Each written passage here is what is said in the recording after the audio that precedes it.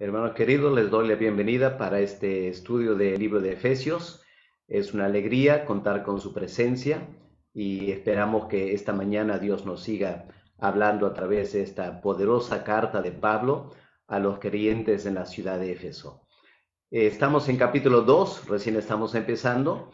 Tenemos mucho por delante para estudiar, esperando que esto sirva para edificarnos en nuestra vida cristiana, que nos pueda desafiar a estudiar más la palabra y también a alegrarnos en todo lo que Dios ha hecho por nosotros y que pueda al mismo tiempo generar en nosotros dos cosas.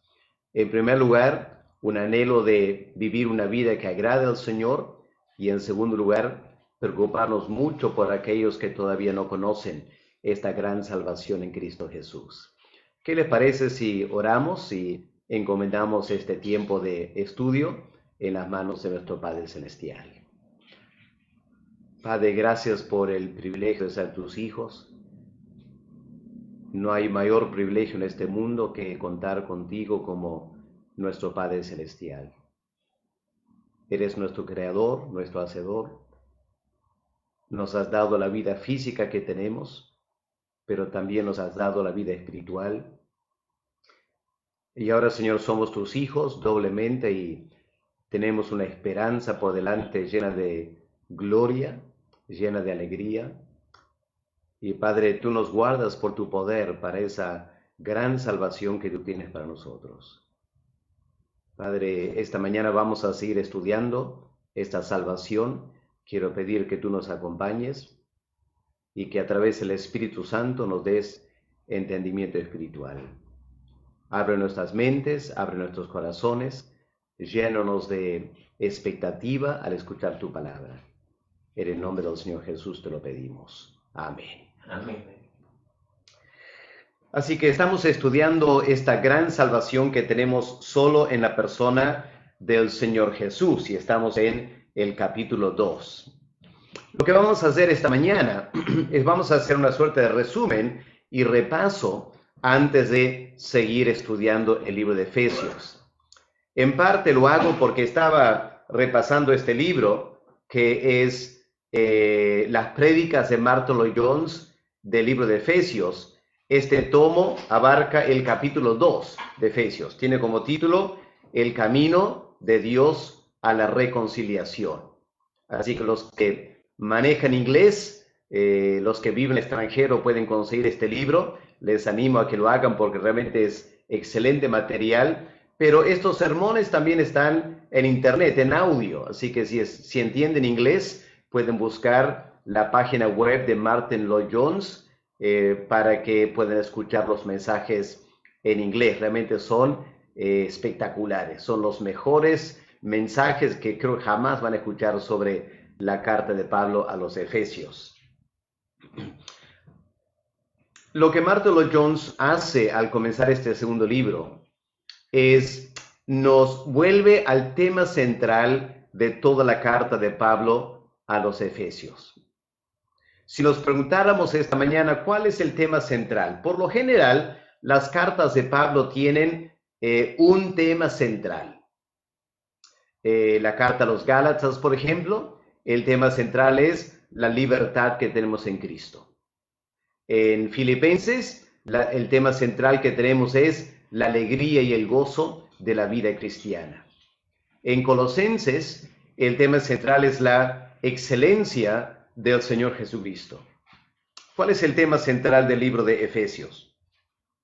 Según Martyn Lloyd-Jones, el tema central se encuentra en capítulo 1 y el versículo 10, donde el apóstol Pablo presenta este tema de que el plan de Dios es reunir todas las cosas en Cristo. Es la forma que el apóstol Pablo presenta el plan de salvación, reunir todas las cosas en Cristo. Y lo que Lloyd dice es, en primer lugar, esta salvación y este plan de salvación es algo que Dios hace. El ser humano no le ha pedido a Dios hacerlo. Dios mismo tuvo la idea de implementar este plan. Él se encarga de ponerlo en marcha. Y Lloyd Jones es bastante dramático cuando él dice, aun si el ser humano no hiciera nada, Dios lo va a hacer, porque es su plan que él ha ideado, es su actividad. Segundo lugar, este plan de salvación fluye de la gracia de Dios. No solo no lo hemos pedido como seres humanos, la verdad es que no lo merecemos. Estamos en la misma condición que los demonios. No merecemos que Dios haga un plan de salvación. Si es que existe un plan de salvación, se debe a la gracia y a la misericordia de Dios. No nuestros méritos, no que lo merezcamos, y menos que hayamos hecho algo para exigirlo, como si fuese un derecho humano.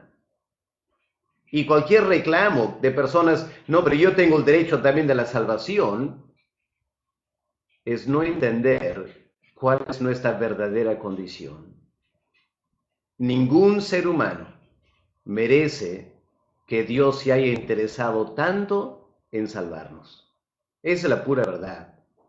Por eso nadie tiene el derecho de reclamar nada a Dios. Si una persona pretende reclamar algo, estaré diciendo, yo merezco ser salvo. Y Dios dice, ¿por qué? ¿Por qué mereces ser salvo? ¿Qué has hecho para merecer ser salvo? Y la respuesta es nada. Así que todo fluye de la gracia de Dios. Tercer aspecto aquí. Este plan de salvación y toda la actividad de Dios para salvarnos se centra en la persona y obra del Señor Jesucristo. Esto es fascinante. Muestra cómo Cristo es central en la salvación, en el pensamiento y el obrar de Dios el Padre. Dios el Padre no hace nada aparte de la persona y obra del Señor Jesús. Por eso, el creyente debe amar al Señor Jesús, estar apasionado de Él más que cualquier otra cosa, porque toda nuestra salvación fluye del Señor Jesús. Cuarto lugar, este plan de salvación consiste en bendecirnos con increíbles bendiciones espirituales, que ya hemos visto en capítulo 1. Este es el plan de Dios. El plan de Dios no es exigir cosas de nosotros. El plan de Dios no es ponernos bajo servidumbre. El plan de Dios es tomar pecadores y bendecirlos. Es tomar hombres y mujeres que vamos a ver hoy y mañana, hombres y mujeres esclavizados al mundo, a la carne y a Satanás. Y Dios los libera. Les concede la gloriosa libertad de ser hijos de Dios. Y nos bendice increíblemente. Este es el plan de Dios. Este es el tema central de la carta de Pablo a los Efesios. Ahora, ¿por qué repito estas cosas esta mañana? Básicamente porque, como ya hemos notado en la segunda parte del capítulo 1, para nuestra salud espiritual, para que podamos vivir bien la vida cristiana, es imprescindible entender estas cosas. Martyn Lloyd-Jones diría, el problema fundamental del creyente es que no entiende estas cosas. El creyente que anda triste, el creyente que anda agobiado, el creyente que anda dudando, es porque no entiende estas cosas. Si realmente entendiéramos el plan de salvación y lo que Dios está haciendo para nosotros en Cristo, no importa la circunstancia de la vida, no importa en qué condición te encuentras, tendrías un tremendo gozo, una tremenda alegría espiritual, porque estarías esperando la plena manifestación de esta tremenda salvación en Cristo. Y cualquier tristeza o aflicción de este mundo no sería nada en comparación con la grandeza que está por venir. Seremos como personas que estamos viviendo en una pequeña chocita, rústica, sin luz y agua. Y claro, una persona podía sentirse triste viviendo así. Pero si estuviera absolutamente seguro que en realidad tiene una increíble mansión que se está construyendo y que en cualquier momento menos esperado alguien va a tocar a esa chocita y sacarlo y hacerle ingresar a su tremenda mansión, cambiaría su perspectiva, ¿no es cierto? Claro que seguiría un poco afligido por vivir ahí ahora, pero sabría que solo por el momento. Y no se pondría a quejarse y a compararse con otra persona que tiene una chocita un poco más grande. Porque esta mansión que se está preparando es tan impresionante que el tener que pasar unos días o meses o hasta años en esta chocita no se compara con lo que viene por delante. Pero todo depende de entender estas cosas. Y obviamente no solo entenderlas, sino creerlas también. Porque parte del proceso de entender es para creer. Ahora, ¿qué es lo que tenemos que entender? En primer lugar, tenemos que entender la grandeza de esta salvación. La salvación no es nada pequeña. No es algo insignificante. En los versículos 3 al 14 del capítulo 1, el apóstol Pablo ha presentado la grandeza de esta salvación. Y la verdad, hermanos, es que tantos de nosotros no entendemos esta grandeza. Y es por eso que nos afligimos, porque no tenemos ciertas cosas en este mundo. O medio nos quejamos porque algún hermano, vecino, tiene algo un poco más que yo tengo. Y todo ese sentir de envidia o molestia o fastidio es porque no hemos entendido todavía la grandeza, la enormidad de la salvación que tenemos en Cristo Jesús. Así que es un plan de salvación enorme.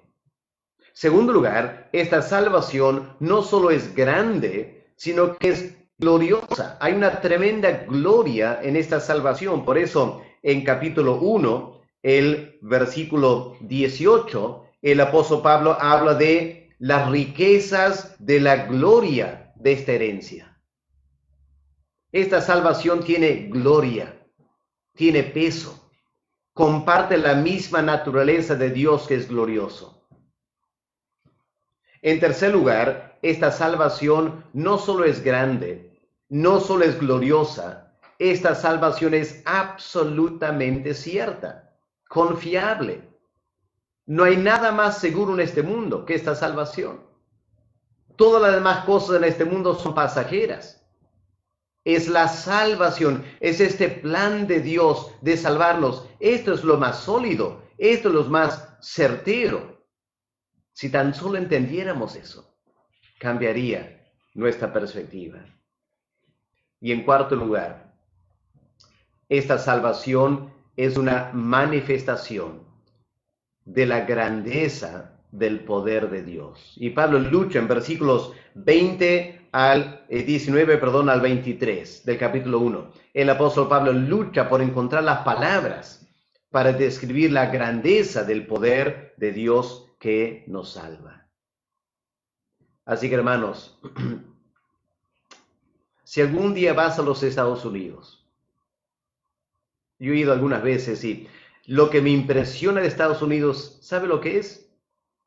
Todo es grande. Me acuerdo la primera vez que fui a los Estados Unidos. Estaba de paso por Miami. En ese tiempo yo vivía en Tarma. Había pasado un fin de semana en un lugar llamado Yuracmayo, el Río Blanco, en las alturas, la zona andina. Bajé el domingo, el lunes fui a Lima y tomé el vuelo a Miami el lunes en la noche. Desperté en Miami el martes en la mañana. Caminé por downtown Miami y no podía creer cuán grande eran las pistas, las avenidas. Y cuando miraba hacia arriba, enormes rascacielos. Y el contraste con Yuracmayo me dejó aturdido, medio asustado, les confieso, porque era tan grande. Y en Estados Unidos, así es la cosa, todo es grande en Estados Unidos. Y hermanos, cuando vamos a la salvación, es igual, todo es grande. Todo es grande. No hay un elemento de la salvación que sea pequeño. Todo es grande. Y hermanos, debemos alegrarnos esta mañana en esta tremenda salvación. Este es el tema central de esta carta. Ahora, en capítulo 2, lo que tenemos en capítulo 2 es Pablo nos muestra cómo nos salva. En capítulo 1 ha presentado la salvación. ¿Qué es la salvación? Algunas características de la salvación. Capítulo 1. En capítulo 2, Pablo continúa el tema de la salvación. Solo que ahora, en capítulo 2, el apóstol Pablo muestra cómo Dios nos salva. Los primeros 10 versículos son tan importantes porque es cómo Dios nos salva. En los primeros 10 versículos, el énfasis está sobre el aspecto individual. Cómo Dios me salva a mí personalmente. Pero en versículos 11 al 22, vamos al aspecto corporativo de la salvación. Cómo Dios me salva a mí en conjunto con miles de millones de otras personas. Una gran salvación para la humanidad. Ahora, el apóstol Pablo muestra en versículos 11 al 22 que esta humanidad tiene un gran problema. ¿Y cuál es el gran problema de la humanidad? Es el problema que se manifiesta a nivel familiar. ¿Cuál es un gran problema en la familia? Es un problema que se manifiesta a nivel nacional. ¿Cuál es el gran problema en el Perú? Es un problema que se manifiesta a nivel internacional. ¿Cuál es el gran problema a nivel global? ¿Saben cuál es?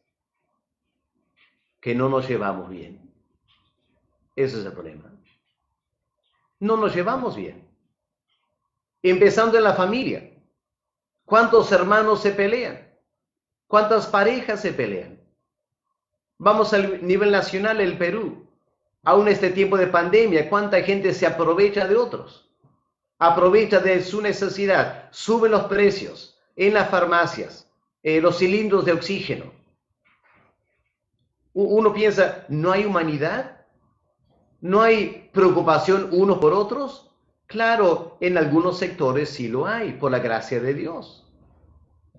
Pero lo que caracteriza nuestra nación, como otras naciones, es que los ciudadanos se aprovechan el uno del otro. No hay confianza, hay tensiones, hay roces y choques y conflictos. Y hermanos, a nivel mundial es igual, ¿no es cierto? Tantas guerras, tanta inseguridad, tantas tensiones entre naciones, entre grupos dentro de las naciones. Un país pelea contra otro país. Mueren miles, millones de personas, desplazadas por todo el mundo. Es increíble. Ahora, todo esto se debe a la falta de salvación. Así que cuando Dios nos salva, no solo nos reconcilia consigo mismo, la relación vertical, sino que Dios también se preocupa por la relación horizontal, que podamos entendernos mejor, llevarnos mejor. Y el apóstol Pablo aquí en Efesios 2, del 11 al 22, señala dos grupos de personas que en el primer siglo no se llevaban bien para nada. ¿Quiénes eran? Judíos y gentiles. El judío menospreciaba totalmente al gentil. Y el gentil no se quedaba atrás. Era tan difícil la relación entre ellos que un judío jamás entraría a la casa de un gentil. Jamás se sentaría a comer juntos. ¿Y qué hace Dios en la salvación? ¿Sabe lo que hace? Él mete a judíos y a gentiles en la misma iglesia, en la misma familia. Los hace hermanos y los reconcilia. Vamos a estudiar esto más adelante. Los reconcilia a través de la cruz de Cristo. Ahora esto va a tener lecciones muy importantes para nosotros en nuestras relaciones interpersonales. Para que podamos vivir en paz los unos con los otros, tenemos que aprender el principio de la cruz de Cristo. Y esto va a ser muy interesante para nosotros estudiar en la segunda parte de el segundo capítulo del libro de Efesios. Ahora, todo esto que Dios hace para salvarnos, a nivel personal y a nivel corporativo, lo hace en Cristo. Esta es la frase que domina capítulos 1, 2 y 3. La salvación de Dios es en Cristo Jesús. Y en capítulo 2 es interesante notar que en capítulo 2 tenemos exactamente los mismos temas que el capítulo 1. Otra vez estamos en ese tema de la salvación, es una obra de Dios. Miren capítulo 2, versículo 1. Él os dio vida. Él os dio vida. Versículo 4. Pero Dios, que es rico en misericordia, por su gran amor con que nos amó, aun estando nosotros muertos en pecado, Él nos dio vida. Sí, claramente esta gran salvación en capítulo 2. Al igual que en capítulo 1. El énfasis de Pablo es que es Dios que lo hace. Segundo lugar, Pablo también enfatiza en capítulo 2 que Dios nos salva en la persona de Cristo, a través de la persona de Cristo. Miren versículo 5. Aún estando nosotros muertos en pecado, nos dio vida. ¿Cómo? Juntamente con Cristo. Versículo 6. Y juntamente con Él nos resucitó. Y asimismo con Él nos hizo sentar en los lugares celestiales con Cristo Jesús. O vamos al versículo 10. Porque somos hechura suya de Dios. Pero ¿cómo nos ha creado Dios? Creados en Cristo Jesús. ¿Pueden ver cómo Dios no hace nada aparte de Cristo? Versículo 13. Pero ahora en Cristo Jesús, vosotros que en otro tiempo estabais lejos, habéis sido hechos cercanos por la sangre de Cristo. Porque Él, Cristo, es nuestra paz. Porque Él de ambos pueblos hizo uno. Él abolió en su carne las enemistades. Todo lo hace Cristo, hermanos. Tercer énfasis aquí. Lo que Dios hace en Cristo es de gracia. Miren versículo 4, otra vez. Pero Dios que es rico en misericordia, por su gran amor. Fin de versículo 5. Por gracia sois salvos. Versículo 7. Para mostrar en los siglos venideros las abundantes riquezas de su gracia. Versículo 8. Porque por gracia sois salvos. Subrayan ahí la palabra gracia. No merecemos nada. Dios no está obligado a hacerlo. La salvación no es un derecho humano. No es que Dios tiene que salvarme si yo quiero ser salvo. Y si yo no quiero ser salvo, es asunto mío. No, hermano, nos equivocamos. Dios es el que hace todo. Somos objetos de su gracia y de su misericordia.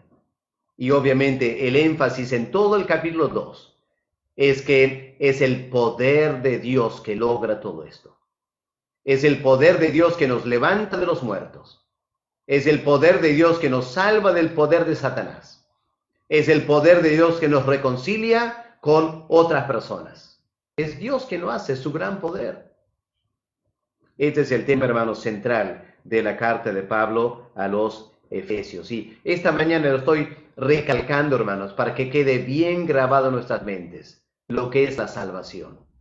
Para que cuando planteemos preguntas acerca de la salvación, hagamos preguntas dentro de este marco referencial, que es una salvación que viene de Dios, en Cristo, por gracia y dado su poder. Y nosotros somos simplemente beneficiarios de esta gran salvación. Así que aquí están los tres desafíos, ¿no es cierto? Desafío número 1. ¿Entiendo estas cosas? ¿Entiendo lo que yo era antes? Porque creo que detrás de todas las objeciones que se hacen en cuanto a la elección de Dios o la predestinación de Dios, esas objeciones fluyen de una falta de entendimiento. Es decir, no hemos captado todavía lo que realmente éramos, aparte de la gracia de Dios. Así que hay que pedir a Dios que nos ayude a recordar y entender la terrible condición en la cual nos encontrábamos antes que Dios nos salvara. El segundo desafío es, ¿entendemos, hermanos, lo que Dios ha hecho por nosotros? ¿Por qué nos quejamos pensando o diciendo la vida cristiana es difícil? Esa persona no entiende lo que Dios ha hecho. O nos quejamos, ¿por qué a mí me toca una vida un poco difícil? Es que no entendemos, hermanos, lo que Dios ha hecho por nosotros. Todas nuestras quejas desaparecerían si tan solo entendiéramos la grandeza de lo que Dios ha hecho por nosotros en Cristo Jesús. Y en tercer lugar, otro desafío. ¿Entendemos por qué lo ha hecho? ¿Hemos logrado vencer nuestro egocentrismo en pensar que la salvación, el propósito de la salvación es mi felicidad? Eso no es el propósito, hermanos. El propósito de la salvación es glorificar a Dios. Porque no merecemos nada. Todo es de gracia. Y Dios obra esta fantástica salvación, no para hacernos felices, aunque obviamente lo somos, pero eso no es la meta final. La meta final es para que nosotros seamos para la gloria de la alabanza, de la gracia del Señor Jesús. Dios quiere mostrar a todo el universo esta gracia, esta gloria, este poder que Él tiene. Y lo que Él exhibe como evidencia de eso es la iglesia. Y tenemos que entender eso, hermanos, porque Dios lo ha hecho. Si entendiéramos estas cosas, miren los tres resultados. Si entendiéramos bien estas cosas, en primer lugar, nuestras vidas estarían marcadas por alegría, alabanza y agradecimiento a Dios. En vez de quejarnos, en vez de andar desanimados. Todo depende de entender. Pidamos a Dios que nos ayude a entender esta gran salvación, para que nuestros corazones se llenen de alabanza, de alegría, de regocijo espiritual. Segundo lugar, si entendiéramos estas cosas, es decir, si entendiéramos cuál era nuestra verdadera condición y lo que Dios ha hecho por nosotros en Cristo, ¿saben lo que pasaría? Tendríamos una profunda preocupación por aquellos que no conocen a Dios. Creo que nuestra falta de amor por los perdidos se debe a que no entendemos la grandeza de la salvación. Porque el creyente que ha entendido lo que Dios ha hecho, anhela que todo el mundo conozca y que todo el mundo venga a beneficiarse de esta salvación. Y por eso, en tercer lugar, si entendiéramos estas cosas, la iglesia estaría más abocada al evangelismo. Estaríamos menos centrados en nosotros y más enfocados en otros, queriendo ganar a otros para el Señor Jesús. Así que aquí están las consecuencias de entender estas cosas. Ahora vamos a volver otra vez al estudio de Efesios capítulo 2, habiendo hecho ese largo resumen. Y lo primero que hay que recalcar, que dijimos ayer, es que nuestra condición antes de la salvación es la condición de estar muertos. Eso lo vimos en versículo 1. Ahora, estar muertos espiritualmente significa 4 cosas. En primer lugar, significa tener una profunda ignorancia acerca de Dios. Esta es la primera marca de la gente que nos rodea, que no es salva. La gente usa el nombre de Dios y piensan que porque usan el nombre de Dios, entienden a Dios. Pero la verdad es que no tienen la menor idea de cómo Dios es. Por ejemplo, ¿han escuchado esta frase? Gente dice, bueno, yo creo que con tal que seamos sinceros, todos los caminos van a Dios. No importa si eres musulmán, hindú, judío, lo que importa es tu sinceridad. Ese pensamiento humanista parte de una profunda y terrible ignorancia de Dios. No es cierto lo que dicen. Lo dicen porque no conocen a Dios. O personas que dicen, bueno, yo sé que no soy perfecto, pero tampoco soy tan malo que digamos. Así que no creo que Dios me va a castigar por toda la eternidad.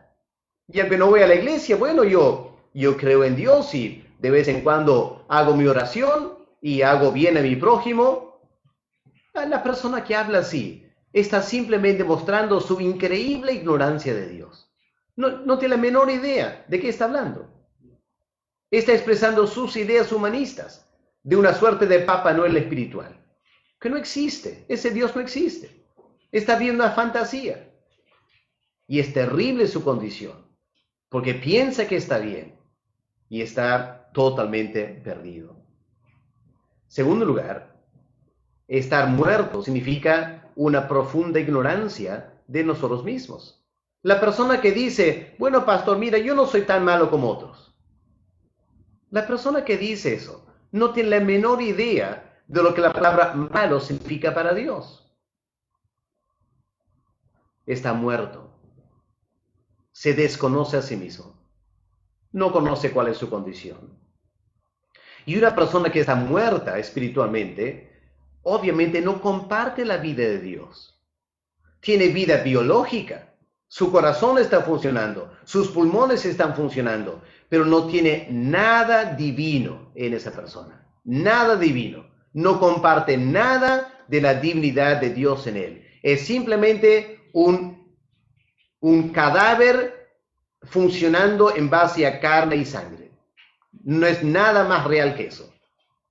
Casi es un animal. Es igual que un animal. No tiene nada divino en él. Por consecuencia, no es feliz. No es feliz. Existe. ¿Por qué no es feliz? Porque la raíz de la felicidad es Dios. El salmista lo dice, en tu presencia hay plenitud de gozo. El fruto del Espíritu Santo es gozo y amor y paz. Y la persona que está muerta no tiene esas cosas. Tendrá sus momentos de felicidad, pero esos momentos de felicidad es en un mar de tristeza, vacío, se siente mal consigo mismo, aburrido, no sabe qué hacer. Es la realidad, porque está muerto. Y Dios quiere cambiar totalmente su existencia y darle vida espiritual. Pero tenemos que profundizar un poco más esta condición. Porque lo que versículos 2 y 3 dice es que esta persona que no conoce a Dios no solo está muerta, eso es trágico, pero peor todavía, esa persona está dominada. ¿Dominada por qué? Bueno, miren versículos 2 y 3, Efesios 2, versículos 2 y 3, en los cuales anduvisteis en otro tiempo. ¿Ya? ¿Cuál era su forma de vida? Siguiendo la corriente de este mundo, conforme al príncipe de la potestad del aire, el espíritu que ahora opera en los hijos de desobediencia, entre los cuales también todos nosotros vivíamos en otro tiempo, en los deseos de nuestra carne, haciendo la voluntad de la carne y de los pensamientos, y éramos por naturaleza hijos de ira, lo mismo que los demás. Ahora, habrán escuchado, tantas personas hacen esta pregunta cuando hablamos de la salvación. Dicen, bueno, pastor, pero ¿dónde queda el libre albedrío? Bueno, francamente, la persona que hace esa pregunta del libre albedrío o no es un creyente, y como ya hemos visto, el inconverso no entiende, no se conoce a sí mismo. Pero ¿cómo es que tenemos creyentes que hablando de inconversos hablan de su libre albedrío? Es que trágicamente es posible ser un creyente y no entender estas cosas. Eso es exactamente lo que estamos diciendo. Este es el problema. Hermanos, tenemos que dejar que la Biblia informe nuestras mentes. Este concepto de que el pecador, el que no conoce a Dios, tiene libre albedrío para escoger la salvación cuando quiere, es una profunda ignorancia. Es un error, no es cierto. Categóricamente, el inconverso no tiene libre albedrío en cuanto a su salvación. Es responsable por su salvación, sí, pero no tiene libre albedrío. Es como un borracho. ¿Han visto alguna vez un borracho caminar por la calle, un hombre totalmente ebrio? Pregunto, ese hombre que está totalmente ebrio, ¿él tiene la libertad para caminar en una línea recta? ¿Puede hacerlo? ¿Puede caminar una línea recta por 100 metros? No, no puede. Bueno, y por ende, ¿no es responsable por su condición? Por supuesto que es responsable. Él debe caminar una camina recta. El hecho que no pueda porque está intoxicado con alcohol no le quita su responsabilidad. Por eso cuando un hombre ebrio atropella y mata a una persona, ¿qué hacen? Lo ponen en la cárcel. ¿Por qué? Porque es responsable. Y si él dice, no, pero yo estaba ebrio, no sabía lo que estaba haciendo. Cierto, no sabías lo que estabas haciendo porque estabas ebrio, pero vas a la cárcel porque eres responsable por lo que hiciste. Esa es la condición del pecador. El pecador no está libre.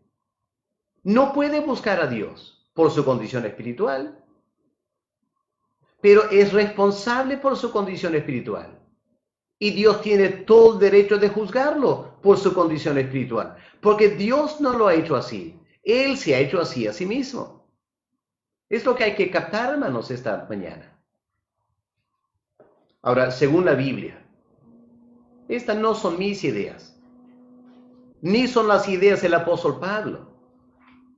Es el Espíritu Santo tratando de ayudarnos a entender cuál es nuestra verdadera condición aparte de la gracia de Dios. Bueno, dice Pablo, básicamente éramos esclavos. El pecador es un esclavo, no está libre. ¿A qué está esclavizado? Pablo dice tres cosas. En primer lugar, versículo 2, la primera parte, está esclavizado al mundo. Es un esclavo del mundo. Por eso la moda tiene tanta influencia en el ser humano. ¿Has notado eso? ¿Has notado que el ser humano no se salva de la moda? Ahora, la moda se manifiesta en dos maneras. Hay la moda y la antimoda. Hay algunos que se adecúan a la moda. Se visten todo elegante, bien vestido, porque la moda lo determina. Pero los jóvenes, ¿qué hacen? Los jóvenes andan con sus jeans rotos, ¿no es cierto? Y algunos dicen, no, pero yo quiero ser diferente. Es que todos los jóvenes son así. Esa es la antimoda de la juventud. Así que los adultos, todos elegantes. Los jóvenes, todos con sus jeans rotos. Todos están siguiendo la moda. Nadie se levanta y dice, ¿sabe qué? Me encantaría tener jeans rotos.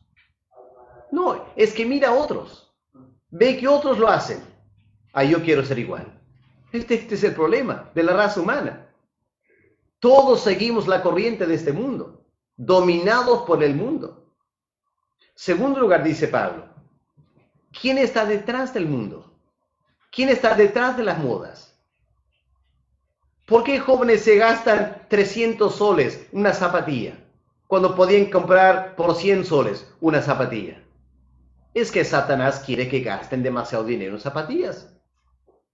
¿Y quién saca la ganancia? ¿El que hizo la zapatilla? No, la pobre persona en Vietnam o Tailandia se gana casi nada. Los que ganan el dinero son las multinacionales. Y Satanás está obrando en la raza humana, haciendo que gente gaste demasiado dinero en zapatillas. El que las hace no gana casi nada y los multimillonarios se ganan mucha plata. ¿Libertad? No, no hay libertad. El que está haciendo la zapatilla quisiera ganar más, pero no puede, porque Satanás lo tiene esclavizado este sistema. El joven quisiera comprar zapatilla por 100 soles, en vez de 300 soles. No vale 300 soles, no costó 300 soles, pero tiene que pagar 300 soles, porque es Adidas. Todo el mundo anda esclavizado. ¿Y quién está detrás de todo eso? Satanás. Así que todo el mundo anda esclavizado a Satanás. Es lo que Pablo dice aquí en verso 2. Conforme al príncipe de la potestad del aire, el espíritu que obra en los hijos de desobediencia. No hay libre albedrío. La gente no quiere entregarse al evangelio. ¿Por qué no? Porque no está de moda. Y si estuviera de moda, todo el mundo quisiera. Pero no es el evangelio, es porque está de moda ser cristiano ahora. Pero es la moda. Y la gente no quiere entregarse al evangelio porque Satanás ha cegado su mente. Satanás no quiere que se convierta. Así que la pobre persona está esclavizada a Satanás. Quizás aún sin un momento de lucidez anhelaría ser hijo de Dios. Este poder malévolo no le permite. Y no puede contra Satanás. Satanás es mucho más poderoso que nosotros. Y en tercer lugar, versículo 3. Está esclavizado a la carne. Estos deseos que tenemos, esta forma de pensar nuestra, nos tiene esclavizados. Versículo 3, entre los cuales también todos nosotros, noten eso, todos nosotros, sin excepción, vivimos en otro tiempo, en los deseos de la carne, haciendo la voluntad de la carne. Noten eso, no es haciendo tu voluntad, es haciendo la voluntad de la carne. La carne te controla. La carne te domina, haciendo la voluntad de los pensamientos. Tu pensamiento te domina. Y éramos por naturaleza ira, hijos de la ira, igual que los demás. Así que, hermanos queridos, esta es la condición del ser humano, aparte de la gracia de Dios. Es lo que éramos nosotros antes de conocer a Cristo. No éramos libres. Estábamos encadenados al mundo, a Satanás, a la carne, a la mente perversa. Y no había nada que podíamos hacer para salvarnos. Nada. ¿Y qué pasó? Dios un día en su increíble misericordia vino a nuestras vidas y rompió las cadenas que nos tenían esclavizados. Nos dio vida espiritual. Nos hizo levantar de esa condición de esclavitud y fuimos a Cristo y encontramos salvación y vida eterna en Cristo Jesús. ¿Entendemos eso, hermano? ¿Podemos captar la grandeza de la salvación? No se trata de ser evangélicos. No se trata de alzar la mano y ahora soy bautizado en la iglesia evangélica. Bueno, hermano, eso es un concepto tan minúsculo de la salvación. Que Dios nos conceda, hermanos, entendimiento espiritual. El tiempo nos ha ganado esta mañana. Mañana vamos a continuar porque tenemos que desglosar esto todavía. ¿Qué significa seguir la corriente de este mundo? ¿Cómo obra eso, la corriente de este mundo? Vamos a ver los términos en griego, qué es lo que significa.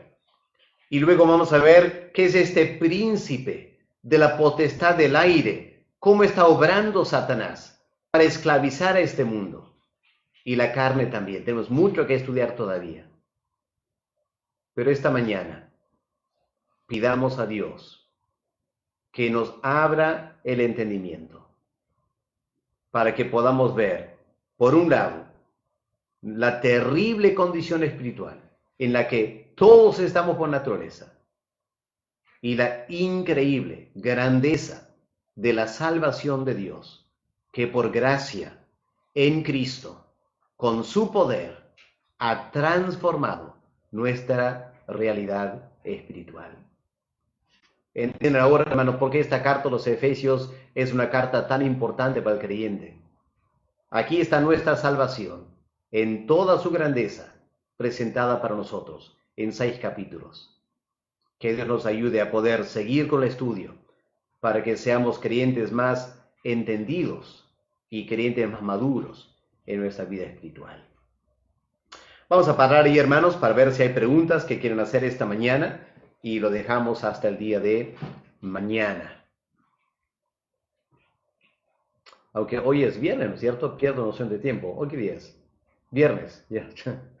Estamos en cuarentena y todos los días parecen iguales. Así que mientras van haciendo sus preguntas, solo para recalcar que hoy es viernes, así que descansamos un par de días y el lunes volvemos para continuar con este estudio.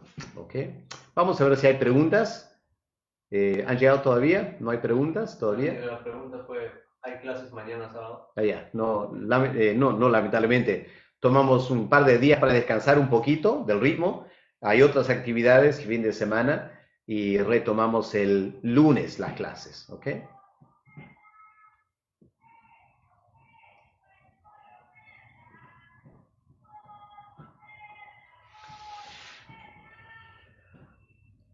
Esperamos unas preguntas de ustedes. Lleva unos minutos para que puedan tipear. Y la maravilla de la tecnología que va subiendo al espacio y luego baja del espacio a un transmisor aquí en Perú y lo envían a nuestro celular y aparece ahí para que Jonathan pueda leer las preguntas. Así que la maravilla de la tecnología. El apóstol Pablo quedaría asombrado de lo que estamos haciendo. Él sería el primero en usar esta tecnología, ¿no es cierto? Uy, ¿se imagina en la cárcel, Pablo? Tendría una red de contactos internacional y estaría aconsejando a todo el mundo, ¿no es cierto? Contacto con todas las iglesias, todos sus discípulos. Estaría fascinado el apóstol Pablo.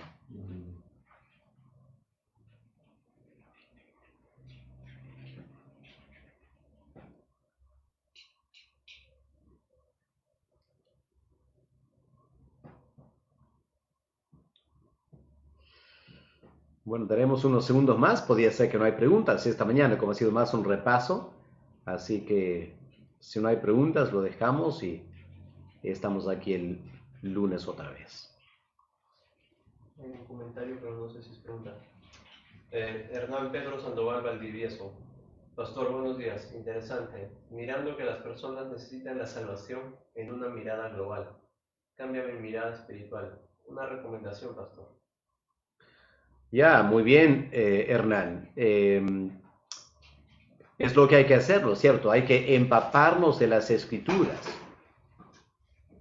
para luego mirar al mundo a través de los lentes de las Escrituras.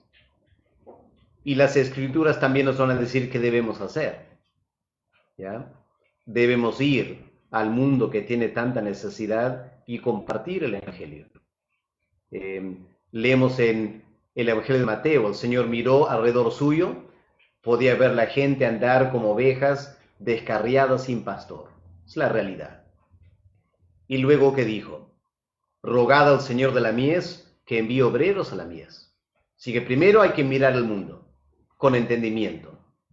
Luego, viendo la necesidad del mundo, hay que orar al Padre. Señor, envía obreros. Pero después de decir a los discípulos, oren al Señor de la mies que envíe obreros, Cristo llama a 12 y los envió a ellos a la obra. Así que lo que va a pasar es que en la medida que Dios nos carga con el mundo que nos rodea, Él nos va a enviar a ese mundo. Donde estamos viviendo, a otra parte del país o el mundo, pero Él nos va a dar trabajo para hacer. ¿Ok? Y espero que Dios cargue el corazón de muchos, porque hay mucho trabajo para hacer todavía. Sara Istásica, una persona no creyente me preguntó, o más bien refutó, que hayan sido las mujeres las que hayan llevado a Salomón a ser infiel a Dios, sino que fue su libre albedrío. ¿Qué podríamos responderle? Gracias. Bueno, lo que dice el apóstol Pablo aquí, ¿por qué Salomón tuvo muchas mujeres? Porque estaba andando siguiendo la corriente de este mundo. Porque Salomón miró a Egipto y el faraón tenía su harén. Así que Salomón decide, yo quiero hacerlo también. ¿Quién lo estaba induciendo a eso? Satanás, porque quería desacreditar el hijo de David. Así que Satanás usó, caso de Salomón, la moda de los demás reyes de tener muchas esposas, y Salomón decidió, porque Satanás lo estaba induciendo a eso, a hacer lo mismo. ¿Y la carne de Salomón? Le gustó a la carne, ¿no es cierto? Tener muchas mujeres bellas en su palacio, a la carne le apeló. Así que Salomón ilustra lo que Pablo dice aquí. Lo triste en cuanto a Salomón es que era creyente. O sea, siendo creyente, se dejó esclavizar, que es lo que llamamos un creyente carnal. Un creyente carnal es un verdadero creyente, pero que está bajo el dominio del mundo, Satanás y la carne, por voluntad propia. Ahora sí, si una persona como Salomón se pudo dejar dominar, ¿se imaginan el inconverso? Peor todavía. Así que Salomón ilustra lo que estamos diciendo. El ser humano por naturaleza no es libre. Y aun cuando Dios nos salva del pecado, trágicamente es fácil esclavizarnos otra vez al mundo, a Satanás y a la carne. Y Salomón tristemente lo ilustra eso. Ruth Elizabeth Luján Palma, el resultado hijos de ira, ¿es para el creyente o del mundo? No, ahí está hablando de los inconversos.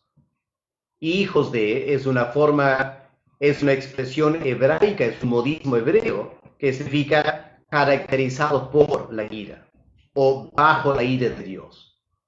El creyente es una persona que ha sido reconciliado con Dios por Cristo y por lo tanto no estamos bajo la ira de Dios. Salomón tampoco estaba bajo la ira de Dios. Salomón estaba bajo la disciplina de Dios y Dios lo disciplinó y su hijo perdió 90% del reino de Israel. Y Salomón tuvo muchos problemas más adelante en la vida, Dios lo disciplinó, pero el creyente no está bajo la ira de Dios. Ahí está hablando solo de inconversos.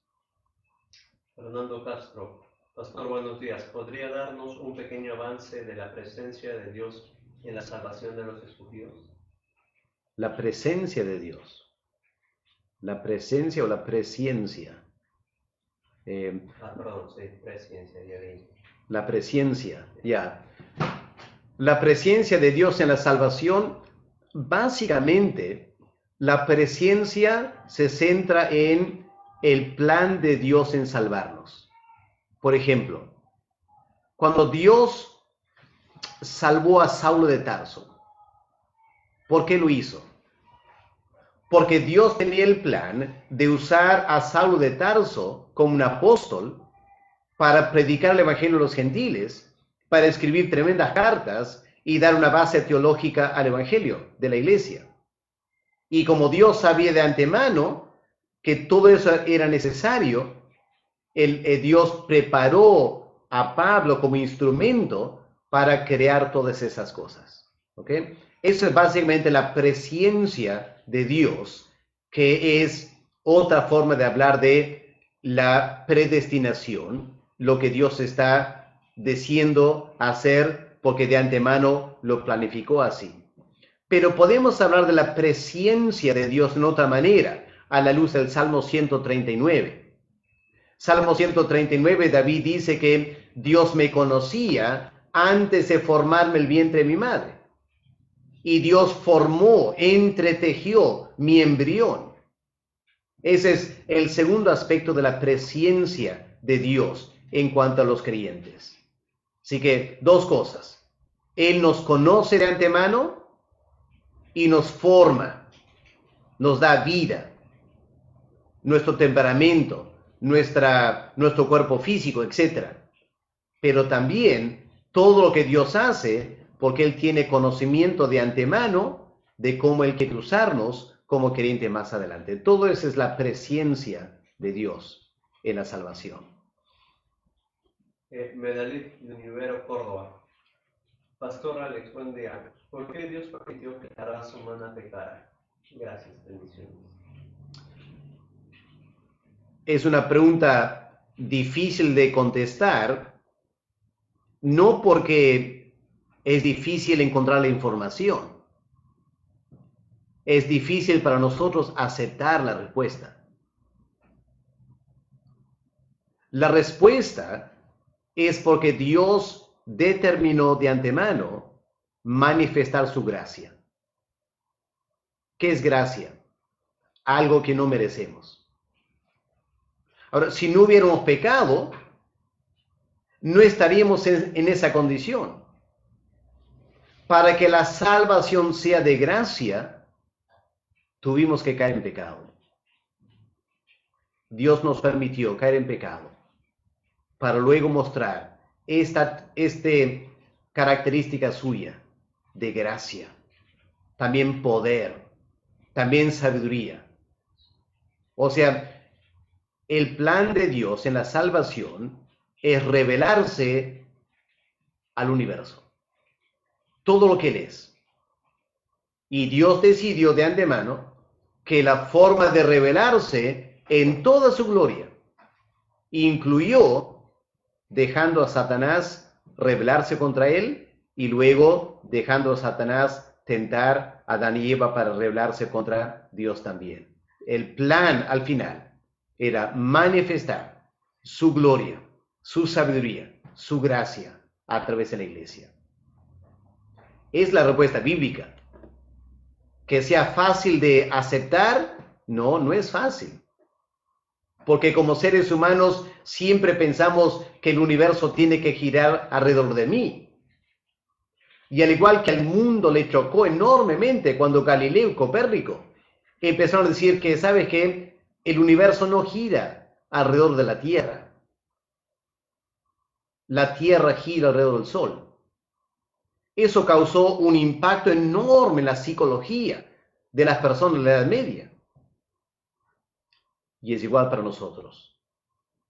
Tenemos que cambiar el paradigma de un concepto de la existencia, que todos queremos que la existencia gire alrededor de mí, que yo sea lo más importante de todo.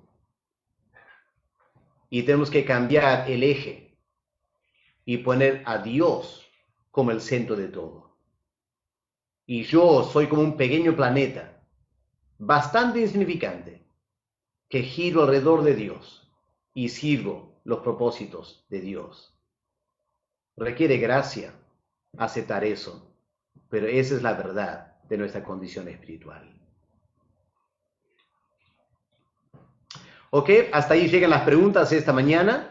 Descansemos un par de días el lunes, ya volvemos para entrar de frente a este tema de en qué manera estamos bajo el dominio de estas tres cosas para entender mejor lo que Dios ha hecho para salvarnos.